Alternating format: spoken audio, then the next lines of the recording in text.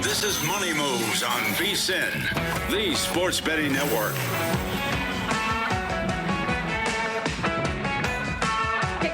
Here at Money Moves, VSiN, the sports betting network. Stormy, Buonantony, Ben Stevens with you. Also coming up in just a little bit, professional bettor Bruce Marshall will join the program. He's got some college basketball plays. Maybe if we have time, sneak in a little college football as well with the college football playoff semifinals getting underway. Fiesta Bowl tomorrow. I know you've got some college hoops picks as well. Plus, we're going to puck around and find out, dive into the 5-game NHL slate. So a lot to cover here. And real quickly, Ben, this is such a sidebar, and I was not expecting to go down this road, so apologize in advance. My husband just texted me that he threw away our coffee creamer this morning because it's gone bad. The creamer that I used in my coffee this morning. That is not what I like to hear. Am I going to be sick now? I'm unwell. Oh, wow. Creamer is not something I ever mess with, man. When that expiration date hits, that's when I get worried. Other things, all right, my tuna wrap, not tuna, that was a bad example. My chicken Caesar wrap from Trader Joe's that expired yesterday, I'm still going to eat it for lunch as we finish Money Moves here. So I'm okay with that. Creamer, that's where I get scared. Oh, man. I saw a curdled creamer once in college at a house I was living in with a bunch of other dudes. So we didn't take the greatest care of things. And literally one of my friends put it in his coffee, put it to his beard, and it stayed in his mustache area. So it's, oh, man, Stormy, I gagged immediately on response seeing that at 9:30 in the morning. So creamer is something I don't travel with. I don't know if that made your stomach feel any better after getting that text from your husband. Did not. I'm unwell. And what's interesting about this, too, is my husband's usually the one that the expiration date or best if used by date doesn't really mean a whole lot to him. But for me, it does. If we're close or we're one day over, I'm getting rid of it. I'm emptying. I'm purging the refrigerator.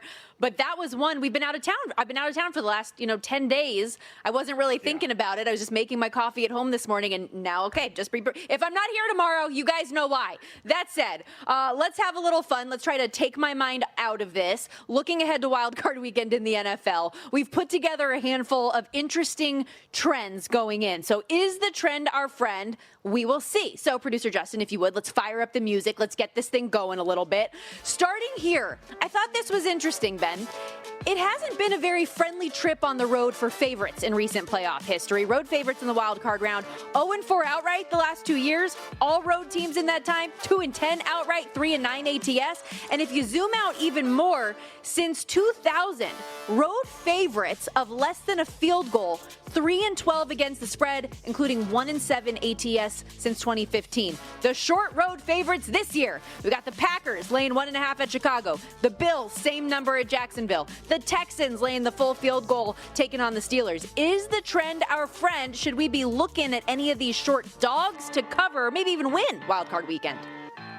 Yeah, I would think so. A couple of trends that back up the idea the road favorite might be in a precarious spot. For instance, let's start with a game that could be a snowy Saturday night at Soldier Field in Chicago. Green Bay enters the postseason on a 4-game losing skid.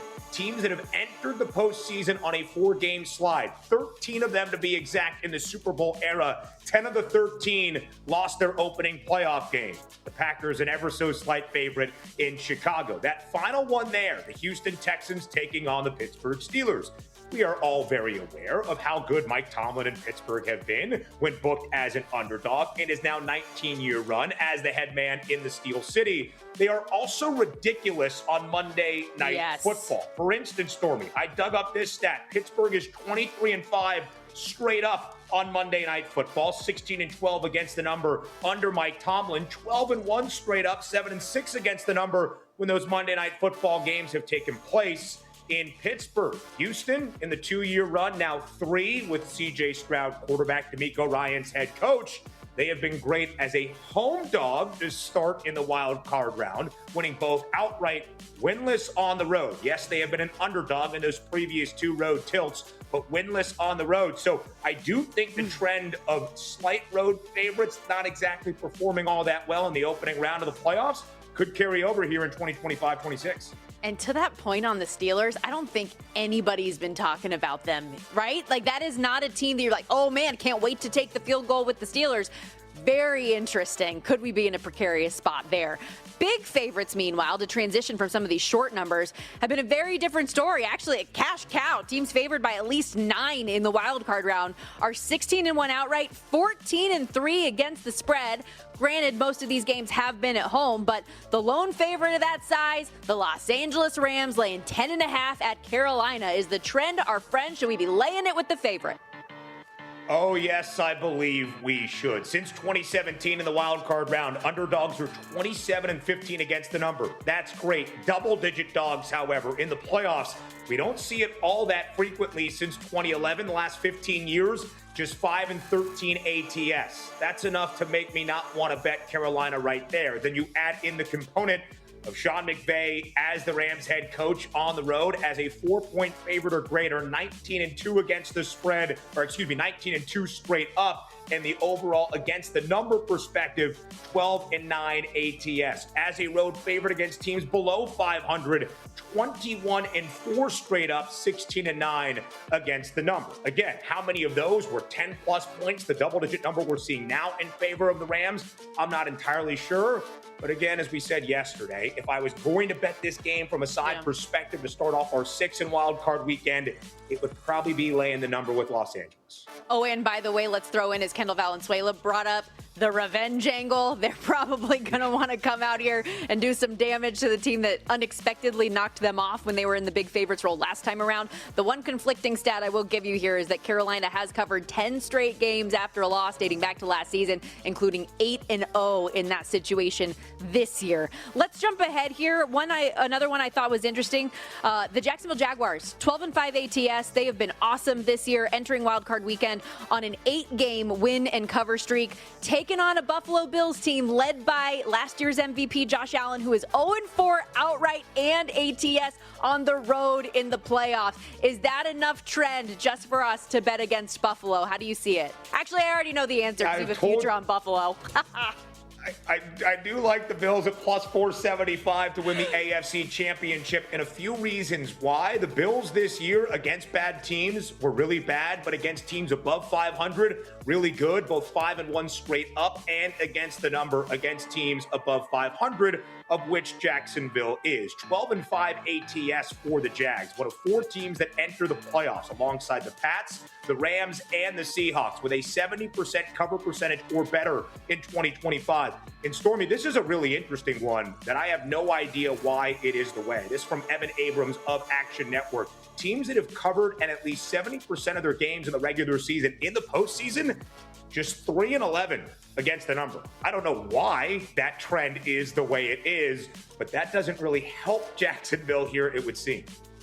I haven't done a good job of interacting with our audience today. If you agree or disagree with any of this stuff, tweet at us, at Ben Scott Stevens, at Storm Buonantony. Make sure you shoot us an email, moneymoves@vsin.com. We are all for the interaction.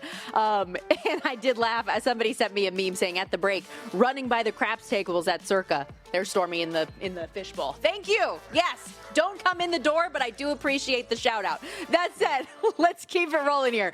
The San Francisco 49ers 7-2 ATS on the road this season. They have done well in that spot, including 4-0 against the number their last 4, and 4-0 ATS on the road with Brock Purdy since he has been back healthy. They're getting 4.5 in Philly. Is the trend our friend or nah?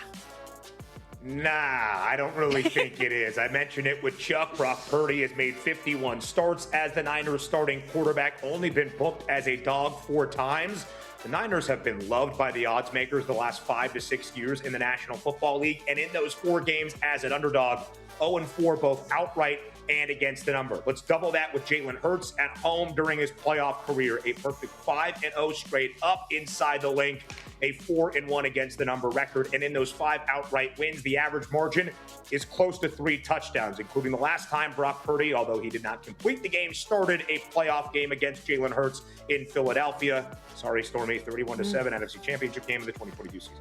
Okay, yes. Why are you all doing this to me today? And I have a producer in Justin Emery who is an Eagles fan, as if I wasn't already probably going to be physically ill from this whole Creamer situation. Now I have to deal with this on the Eagles side, which, by the way, Brian M. chiming in on social media, asking you shall receive. I assume Stormy was using something of the Coffee Mate style, which expiration dates are optional. actual cream you would have smelled if you were going to have an issue. Very true. It was the Coffee Mate vanilla. I've been caught. Okay, let me hit one more here quickly on the way out. 5 straight Patriots games have gone over the total. New England at 11-6 to the over, tied for the second highest over percentage in the league. Do we get another one with a lot of points with the Patriots this week? Total 46.5. Potentially, because when you look at things for LA and the 2 playoff starts that Justin Herbert has made, it has not been good. 0-2 both straight up and against the number. Part of that is Herbert throwing 4 interceptions last year against Houston, more INTs in that wild card round game than the entirety of the regular season for LA's quarterback. But it's also been the Bolts defense. They've allowed 63 points in total in the 2 playoff starts that Justin Herbert has made, at least 30 in both of those 2 playoff appearances. The dramatic comeback for Jacksonville in Duval County a couple of years ago, and of course last year, as mentioned, against the Houston Texans. So we could see some points with the guy that has the second best price to win the MVP award in Drake May against the Bolts defense that, at least on the postseason stage, has given us some things to be desired. That's a great segue, by the way, for a little bit later on. I am curious where you sit on the MVP debate between Drake May and Matthew Stafford. It is an interesting one with a lot of opinions. And as we have said, this time of year is so much fun to be a sports bettor, whether it be in the NFL, college football playoff, and Boomer Sportsbook is bringing you the action as well. Like, let's get in hockey, basketball. They've got everything covered. When you use our promo code right now, VSIN250, signing up for a Boomer's mobile account, they'll match your first deposit up to $250 in bonus bets, plus minus 105 on all pro football spreads. Download the Boomer Sportsbook app today. BetWithBoomer.com. Must be 21 or older. Terms and conditions do apply. Please bet responsibly. And by the way, tomorrow we will have veteran odds maker over at Boomer Sportsbook, Nick Bogdanovich, on the program. So get ready for that. In the meantime, we've got to step aside. Bruce Marshall, professional bettor, with his favorite plays coming up next.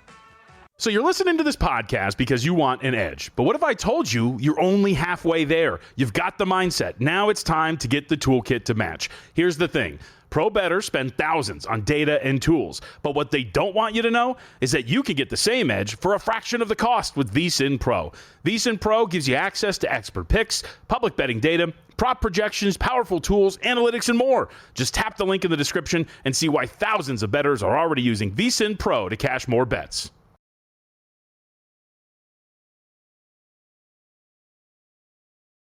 You're watching Money Moves here on VSIN, the Sports Betting Network.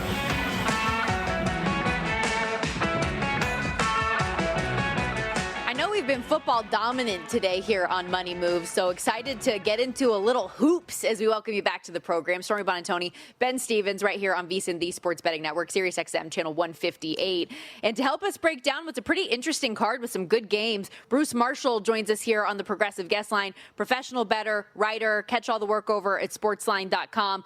Welcome in, Bruce. And how fun is this time of year for you as a professional, having, of course, the high leverage games that we have in college football and the NFL, but all of the action in college basketball as well, where we're in conference play now and things are important. You're right, Stormy. It really is cool. You know, one thing about college hoops in particular, we think we're busy in football season with all the teams. We got like 3 times as many in college hoops we got to follow. But it gives 3 times as many chances to find some teams to go with and go against and trends. And hopefully we can find some of those tonight. It's a very, very exciting time of year.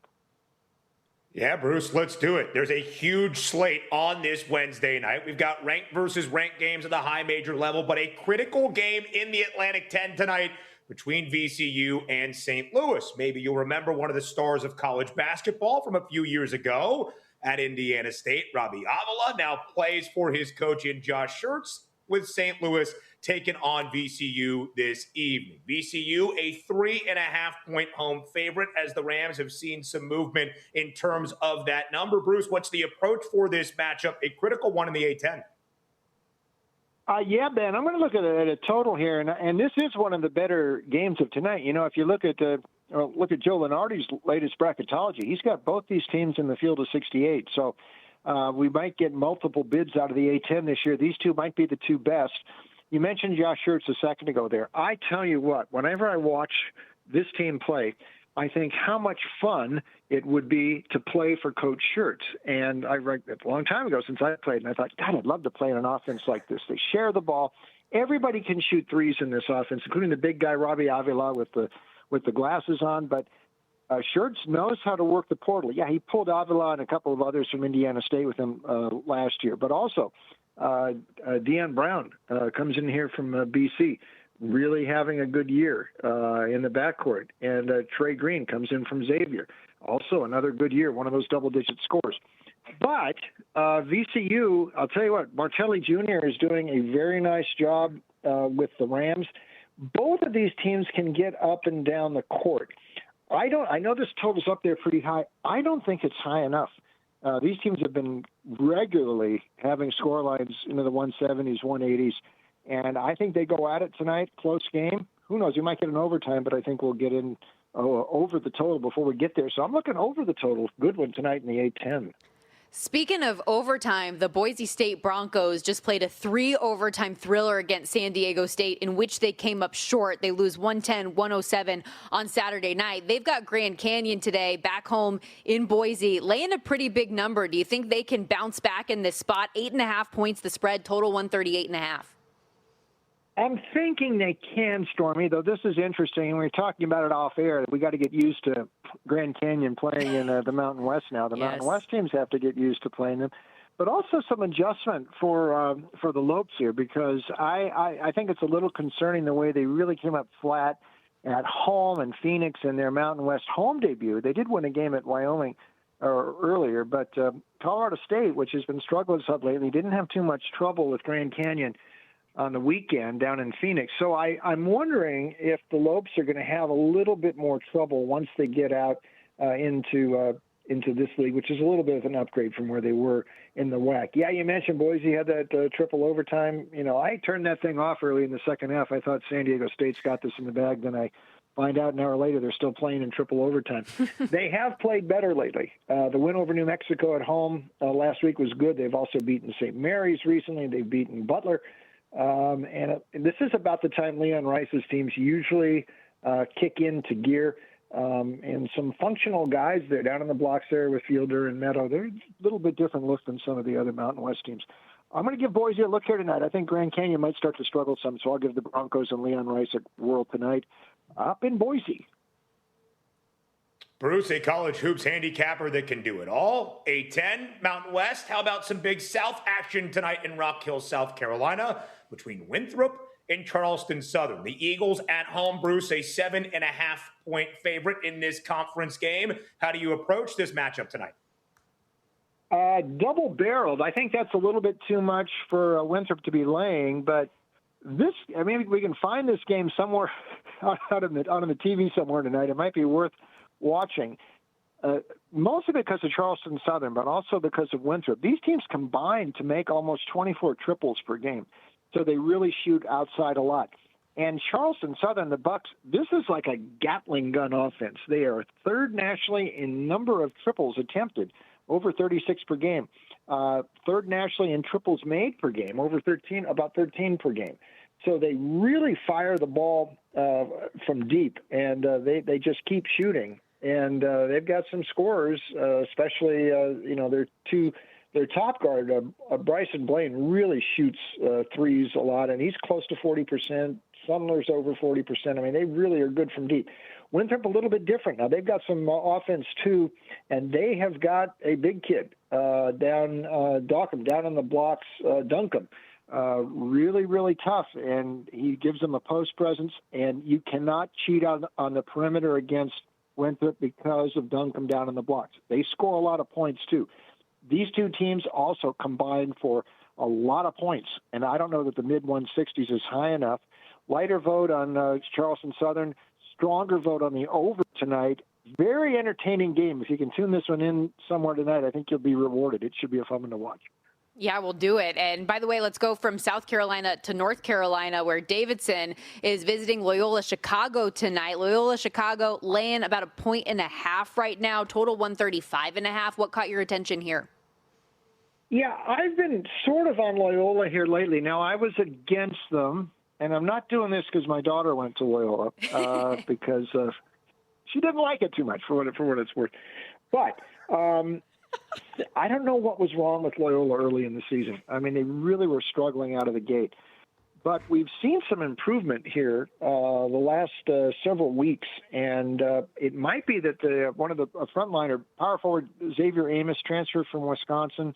When he became, he returned to active duty in mid-December there, all of a sudden things seem to be perking up there for Drew Valentine. He's got a full lineup of double-digit scorers. Ruben, the big kid, the center, gives them anchors the post pretty well. So they've got some frontline presence. Justin Moore's a good guard. They've been playing better. They almost had Dayton. They led that game the whole way on Saturday. They beat Santa Clara and Rhode Island in the games before that. Not too bad. And I don't know about Davidson there. I've been kind of in and out with Davidson this year. They did come back and get St. Joe's on the weekend, but they've been kind of inconsistent and had lost 3 games in a row before that, including against Temple. I'm going to give Loyola Chicago a ride here. They've been covering a lot of games. Let's see if they can do it at this very short price tonight. Covered in their most recent in the A-10 against a really good Dayton Flyers team, only losing that game by a bucket. 5-10 for Loyola Chicago this year. First 4 years under Drew Valentine, 23 wins in 3 of those 4 seasons. They'd have to win a lot of games to get to 23 this time around. Bruce, let's go quickly from college basketball to the college football playoff semifinals. Starts tomorrow night in the Fiesta Bowl. Miami, a 3.5-point favorite against Ole Miss. Total stands currently at 52 and a hook. Friday night in the Peach Bowl between Indiana and Oregon. Hoosiers, a 3.5-point favorite. Total now up slightly to 47.5. What's your favorite play in either of the 2 that we have in the semifinal round of the CFP? I kind of like Oregon, and I'll tell you why. We know how good Indiana looked against Bama last week, but I'll tell you, Kurt Cignetti, and I have total respect for it, and I've been trying to figure out who he reminds me of coaching-wise, and I was thinking, Barry Alvarez in the past, and it took Alvarez a few years to get Wisconsin going. Bo Schembechler, if you look back at Michigan when Schembechler got there and the way they destroyed teams from about midway in the first year of '69 and through the 70s, even before that, Miami, Ohio, when he had something that worked, and it was always running the football, usually between the tackles, he would just keep hammering that mercilessly, ruthlessly, and they ran up all those scores. That is exactly what Cignetti has done the last couple of years, and this is a run-first offense. It really is, even though Mendoza is there winning the Heisman. Now, I knew my Alabama pick was in trouble last week and late in the first quarter because Indiana was gaining 6-7 yards per carry right out in first down. I don't think they're going to do that to Oregon. In fact, this year, the games they had real trouble, the Iowa game, the Penn State game, even the first Oregon game, they did not run that well in any of those games. They had to kind of go to plan B. I was very impressed with Oregon last week against Texas Tech. Really impressed. They manhandled a team that was so hot coming in. And I think this is just going to be a slugfest. I think this is probably an under as well on Friday night. But I think Oregon's got a shot here. One other thing, the revenge and the rematches we saw back from conference championship weekend and the first couple of rounds of the playoffs. Now 6-2. The team's looking to avenge the earlier loss in the regular season. That would favor Bruce, Oregon here. So I'm going to look at that. We're up against it, but thank you so much. You're watching Money Moves here on VSiN, the Sports Betting Network.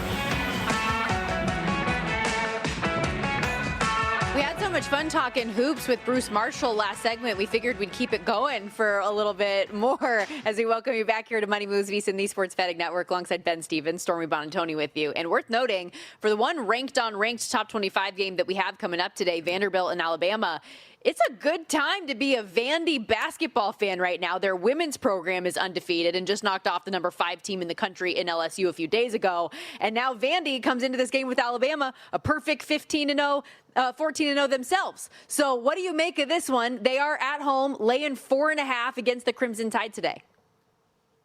Stormy, I was on Cashing Out late last night with Dustin Sweetelson. He asked for a college basketball bet that I was looking forward to on this Wednesday. This was the spot that I went. Top 20 till tonight in Nashville. Year number 2 under Mark Byington for the Vanderbilt Commodores. They're my pick right now to win the SEC. I wish I would have bet them before conference play started because they are currently the favorites. Not the same SEC that sent 13 of 16 teams to the big dance a year ago. Vandy, a 4.5-point home favorite, same number as the overnight line.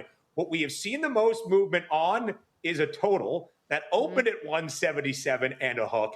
It is now 180 and a half. It speaks to how efficient these two offenses are, two of the top 5 offenses in the sport. And it's not just a total because both teams can score. It's the pace and the tempo both Vandy and Alabama play at. Both teams want to get up and down the floor quickly. Both teams are going to take a crap ton of threes in this basketball game. The Tide better because they shoot a ton of threes at running opponents off that three-point line. I still trust in Vanderbilt in this game. Again, I think Vandy is going to win the SEC. I believe the Commodores are a second weekend, if not Final Four team come the NCAA men's tournament.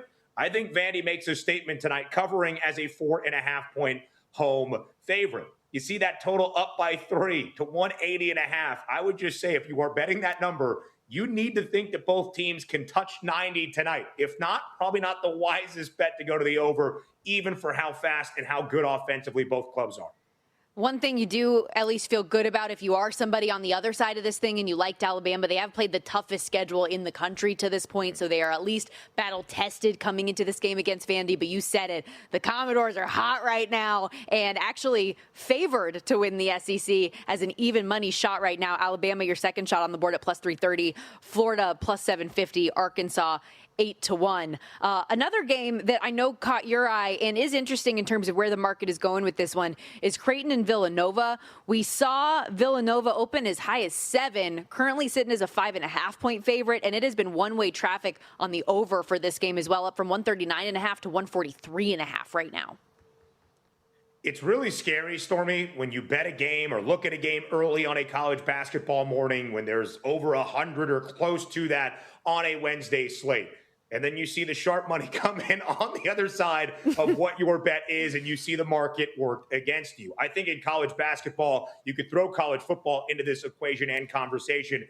It's the most paramount time where you try to get the best of the number, and if it works against you, you might have had a bad ticket. We shall see. It's still early in conference play to reset those algorithms and power ratings. I'm a big fan of what Kevin Willard has done early here with Villanova, one of the slower teams in college basketball, but incredibly efficient. On this Wednesday, Stormy, we have 11 Division I college basketball teams that rank top 25 in both offensive and defensive efficiency in terms of those Ken Palm metrics. Villanova is one of them. I bet this at 6.5. It is now 5.5. I just checked the circa splits on VSiN. 99% of the handle on Greg McDermott and his Jays tonight in Philadelphia. It is not the greatest spot to be, but I still do believe Villanova is a very talented team. The ticket is placed. All we can do is hope that the reasons I believed in Villanova, despite what the betting market is telling me, are going to come through tonight. Go Wildcats. I'm here for it. Before we move on, because I know we do have some hockey we're going to get to as well, anything else in college basketball that you at least wanted to get out there or were maybe thinking about contemplating as you went through the card today? One number to pay attention to in Big Ten action, Indiana on the road is a 7.5-point favorite against Maryland in College Park. It has not been a great start to the Buzz Williams era for this Terps team, and they're not very good defensively. There's 3 teams right now on Ken Palm that rank outside the top 80 in terms of defensive efficiency from the Big Ten. Rutgers, Penn State is abysmal, although they gave Michigan a great test last night in State College, and this Terps team. 147.5 is the total. I lean to the over tonight between the Hoosiers and the Terrapins. I think we are going to see some points. We have seen an Indiana team in its first year under Darren DeVries find their footing offensively because they shoot the 3 so much more and so much better than years prior in Bloomington. Good deal. And we will recap some of these best bets again coming up in the final segment before we're on our way out of here, just in case you missed anything. Let's shift gears to a little hockey. The NHL, we got 5 games tonight. Time to puck around and find out. And, the New Jersey Devils, I don't know if you saw this, they certainly pucked around yesterday. I guess we might as well put it that. They got torched 9-0. For anyone who didn't see, Nico Hischier, their captain, even after the game, was just flat out embarrassing. I don't know if there's any Letterkenny watchers out here, but it reminded me of the Letterkenny hockey coach who's like, embarrassing. That's what happened last night. Shout out Robert DeCourt, who was tweeting at us on Twitter yesterday for pointing out just from a stat perspective in this game. Ilya Sorokin, goaltender for the Isles, had 44 saves in a shutout performance.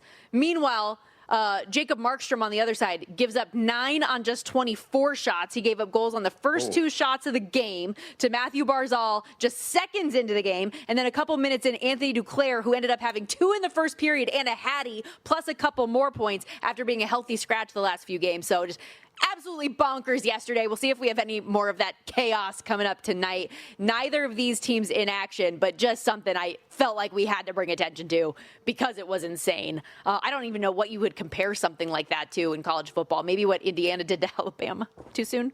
Yeah, it's something like that when the margin is steep. You can do something like dog years. Is that 63 zip in terms of a football score for what the Isles did last night at UBS? Listen, I'm not the biggest hockey guy. I'm not even the best math guy. But I know that 9 of 24 is a much worse and higher percentage than 0 of 44. So shout out Ilya Sorokin for a clean sheet in net. It ain't good. I will tell you, though, I'm hoping for goals in the Stars-Capitals game, though, coming up tonight. And since we've been on the air, we've been talking so much football, I haven't had a chance to see starting goaltenders for the Stars, whether it's going to be Jake Ottinger or Casey DeSmith. But I'll tell you, either way, I still feel good about it. Dallas has given up at least 4 goals every night over this 6-game losing stretch for them. DeSmith even coming in relief of Jake Ottinger in a tough performance yesterday. He did stop 16-17, but still let one in, has given up 3+ goals in 5 of his last 6 starts, 4 in each of the last 2. Logan Thompson in the other net, confirmed for Washington. He's been great this season, made Canada's Olympic roster for a reason, but been struggling as of late as well. Last 6 starts, he's 1-5 as a starter. Opposing team scoring 3, 4, 5, 3, 7, 5 in those games. The Caps defensively have been giving up a lot more quality scoring chances lately, too. So I like the over in this one. 6.5, it looks like most spots. I grabbed 6 that was slightly juiced here at Circa in the -115, -120 range. So do with that what you will. I didn't really have a firm opinion on the side in this one. Neither team playing particularly great hockey, which I'm hoping can lead to a little chaos and we get some goals on both sides in this one. Going through, there were a couple totals I was looking at. The other one in the Senators and Mammoth game. Utah got off to such a hot start to open the season. Been pretty hot and cold since. Could see this being an over game. Similar situation as we just talked about where it's 6.5s in most spots, but there are 6s in the market with a little juice. Utah 6-3-1 to the over the last 10 games at home, 4-1 last 5. Senators 6 of their last 8 games with 6+ total goals. Ottawa's good offensively, but doesn't have a defense you can trust. And usually that's kind of a recipe for overs. Those were the only 2 bets I ended up putting down here, but a few other like leans that we could get to a little more in the next segment. I've totally enticed you to watch these games, haven't I, Ben? For sure. I want to see a lot of goals. I like to see that, Stormy. So yeah, for sure I'll watch a little bit of the puck tonight. It also really is compelling to me when you look at the Eastern Conference. Ottawa is in the cellar of the Atlantic right now with only 45 points, but they're separated from the top by just 10. All 16 teams in the East, I saw this day, all 16 teams are separated by a total of 12 points in terms of the standings right now. I know it's been one of the main storylines, how up in the air the Eastern Conference is as we approach the Olympic break. But the fact that we have 16 teams separated in full by 12 points, nobody has more than 55, nobody fewer than 43. That's crazy. The race for the playoffs in the Eastern Conference this year in the National Hockey League is going to be absolute chaos and then a lot of theater. Who's going to be at the top? Who's going to win these divisions? The wild cards, all of it fascinating. Even when you look at the odds board in the Eastern Conference, the top 3 teams in Carolina, Tampa Bay Lightning, and the Florida Panthers are all within that +320, +450 range. So it's going to be fun as things play out. We do have to take a quick time out here. Did want to remind you before we go, though, with it being the new year, everybody's New Year's resolution should be a better. And if you come join VSiN on a full-time basis, you're going to have that opportunity. Get the daily best bets from all of our show hosts and guests, real-time betting splits, AI-powered prop tools, 24/7 video, and full show replay access in the VSiN Watch app, and so much more. You can get started today for as little as $9.99 or save 50% with our annual plan right now. VSiN.com/subscribe is where you can do it all. Again, VSIN.com/subscribe.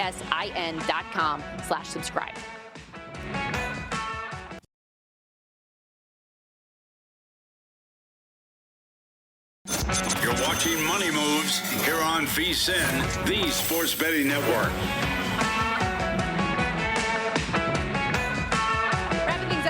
Welcome you back to Money Moves, VSiN, the Sports Betting Network, Sirius XM Channel 158, alongside Ben Stevens, Stormy Buonantony with you. We will recap our best bets here at the end of this segment. But real quickly, I did want to touch on some of these NFL awards markets real quickly because they are so reactionary on a week-to-week basis, and we're even seeing that at the very end of the season here, most notably for MVP. And I feel like you are either a Drake May person or a Matthew Stafford person, and there is no in between where we're sitting right now.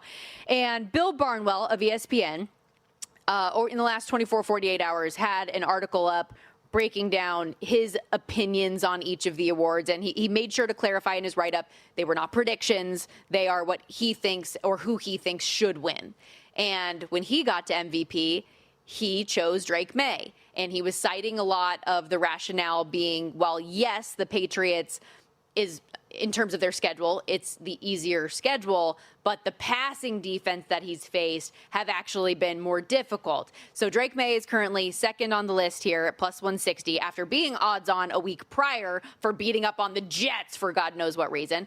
Matthew Stafford then finishes his season on a high, and we see the two flip again, and he's minus 195.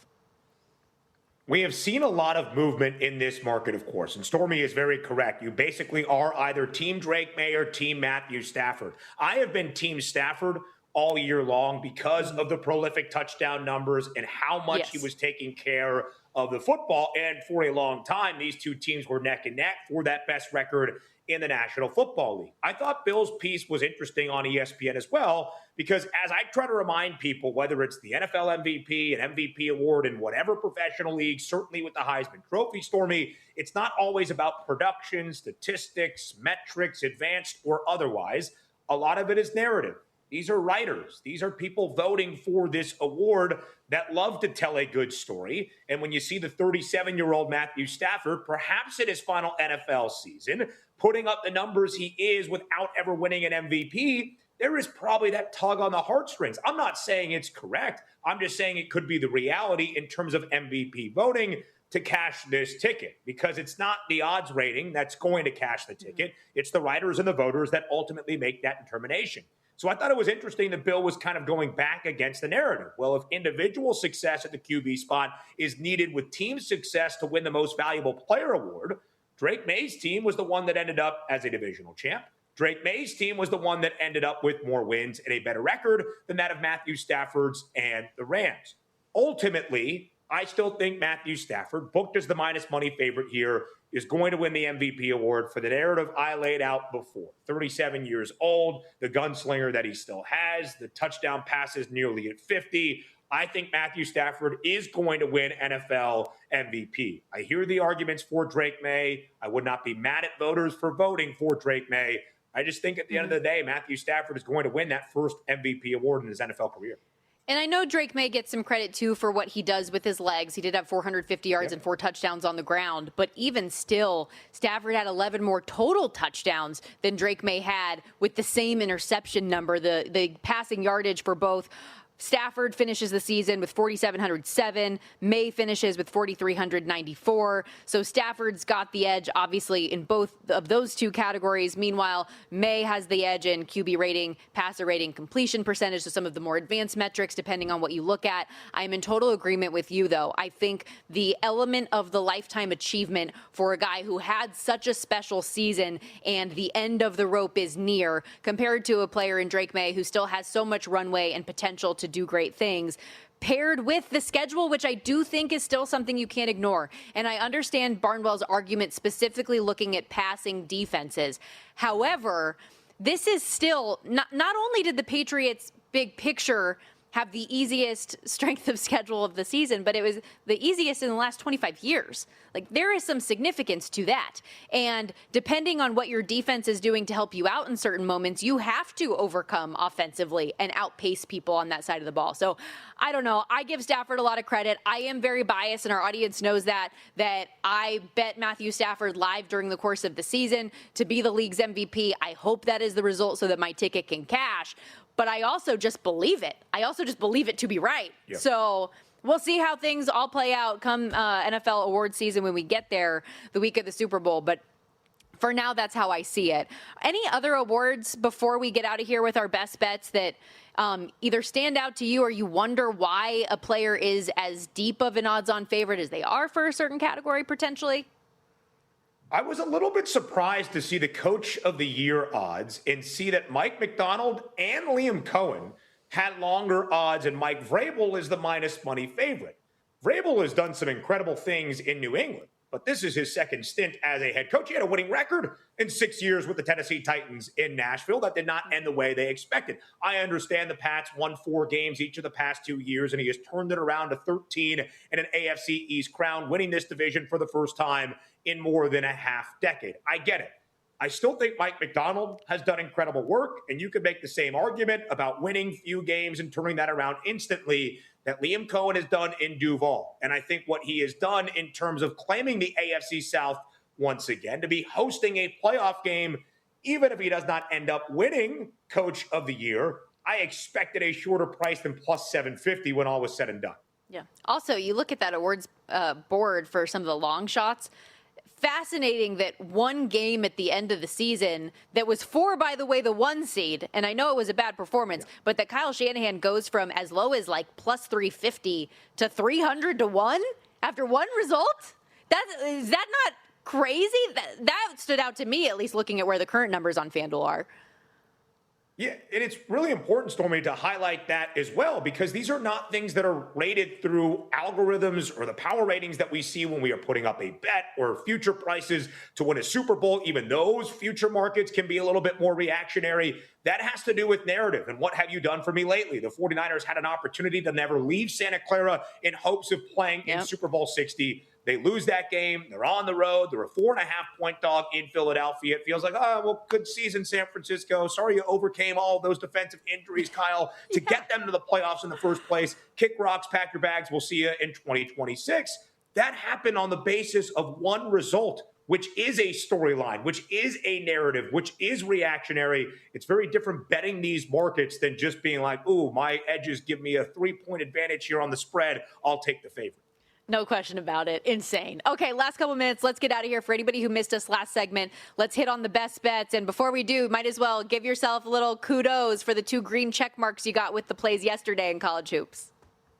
I hope I can end my 2-day run on Money Moves with a winning record. And I hope at bare minimum, at least we will finish 500. Yesterday, we got Iowa, Minnesota over 131.5. Crazy game. If any of you watched it, final possession for the Hawks was nuts. And St. John's did what I expected them to do in Indianapolis, winning big against Butler inside Hinkle. They cover as a 4.5-point road favorite. I feel the same way, Stormy, about Villanova and Butler as we saw on Saturday. The Cats were a 2.5-point dog in Indy. They win that game outright by double digits. It's one of the reasons I believe in a Villanova team in year one on the main line under Kevin Willard. And it's why I laid 6.5 with them tonight against Creighton. The Blue Jays not nearly as good this year under Greg McDermott for what has been a great basketball program in a place I used to live in downtown Omaha, Nebraska. I believe in Nova winning this game, and yet the market works against me. 6.5 is 5.5, and it's circa 99% of the handle on the Jays as the underdog. Bet that at your own risk. I still remain confident, in Vandy, laying 4.5 at home against Alabama. Pace is going to be up. Total is 180.5. 2 of the 45 fastest teams in the sport. 2 of the 5 most efficient offenses in all of D1 men's college basketball this year. I think Vandy makes a statement that they are the cream of the crop in the SEC. They win this game by at least 5, covering at home tonight in Nashville. Nothing for me to grade from yesterday, but I do have a couple plays on the ice tonight. Just a lean, didn't play it, might before puck drop later on, but Montreal money line, that is an angle I was looking at, or maybe even regulation draw at around plus 300, the price there with how many overtime games we've seen with them, 4 in their last 6 of late. That said, still TBD there. I am on over for the Stars and Caps, as well as the Senators and Mammoth, both at the 6, albeit at a little bit of a juice price at minus 115. I did confirm in the break that starting in net for the Dallas Stars will be Casey DeSmith, which I like better because Jake Ottinger in games against the Caps for his career, 6-0 with a 1.25 goals against, 1-0 final in the first meeting between these two. they are both in very different stages of their seasons at this point. The Stars enter this one on a 6-game losing streak. They just lost 6-3 in Carolina for game 1 of a lengthy road trip yesterday. The Caps not playing great hockey, yet they too 7-4 win the other day. Ovi broke his goalless drought. I think offensively we should be able to get some good stuff on both sides of that one, especially now, as I mentioned, with the Smith in net and Senators Mammoth over as well. And a lot of that playing on how good offensively Ottawa is. A defense, though, one that you don't trust at all. So that's a wrap for us today. This segment and this whole show went by super quickly. Ben, thank you for hanging out with us the last couple days. It has been awesome. We hope to see you soon. Stick around, though. Once we are wrapped, follow the money with Mitch and Paul coming up next.